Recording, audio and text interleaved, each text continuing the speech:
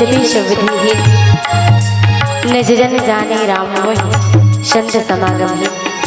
परमादरणीय संत जन दर्शक गृह में बैठे वात्सल्य में करुणा में ममता में माता व पिता तुल्य बुजुर्ग बाबा, छोटे छोटे बाल भाई बहन व नौजवान बुद्धिमान भैया, सुमधुर वाणी सुधरी आदरणीय भूषण भैया जी एवं समस्त आयोजक समितिगण, समस्त माइक वाले भैया, समस्त ग्रामवासी, समस्त वीडियोग्राफर भैया, आप सबके सृजन कमल में मुर्सी गीता संदेश बालिका मानस परिवार ग्राम मोहरन भेड़ी पोस्ट जानबारी अम्बागढ़ चौकी जिला मोहल्ला मानपुर की ओर से कोटि से प्रणाम ही स्वीकार करूँ।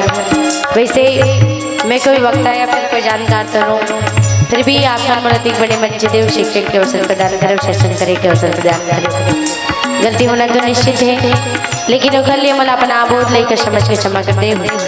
काबर की ना मैं हंस के सीखी हूँ, ना मैं रो के सीखी, ना मैं हंस के सीखी हूँ, ना मैं रो के सीखी हूँ। बस जो कुछ भी सीखी आप सबके होके ही सीखी हूँ, आप सबके होके ही सीखी हूँ।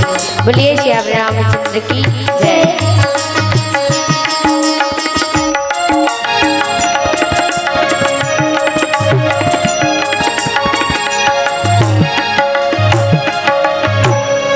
बोलिए श्याम रामचंद्र की जय। गुरु ब्रह्मा गुरु विष्णु गुरुदेव महेश्वरा, गुरु साक्षात पारब्रह्म तस्मै श्री गुरुवे नमः।